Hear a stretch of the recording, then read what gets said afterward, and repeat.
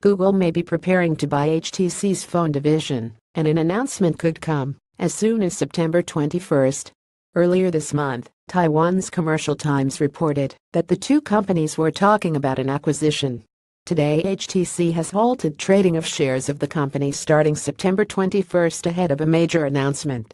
Oh, and that news came shortly after Evan Blass reported that he'd seen a copy of an internal HTC invitation to a town hall meeting where a Google acquisition would be discussed.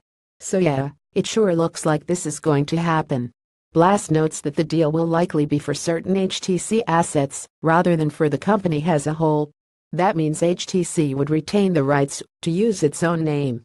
The most probable explanation: Google is buying HTC's phone business, including hardware and intellectual property, while HTC will continue to develop, market, and sell other products such as the HTC Vive virtual reality headset. This wouldn't be the first time Google bought a phone maker. The company acquired Motorola in 2012 and sold it to Lenovo 2 years later. At the time, it seemed pretty clear that Google wasn't interested in developing its own smartphone hardware and competing with all the other companies that sold phones powered by Google's Android software.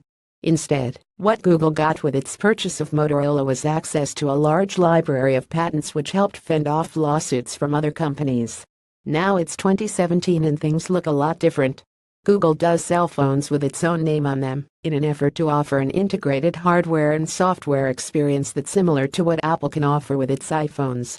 But the original Pixel and Pixel XL weren't actually built by Google. They were made by HTC. This year's models are expected to be manufactured by HTC and LG. Acquiring a major smartphone company like HTC would certainly give Google a lot more control over the hardware of future Pixel devices. It certainly give new meaning to the inclusion of those phones on the company's matabi.google.com website.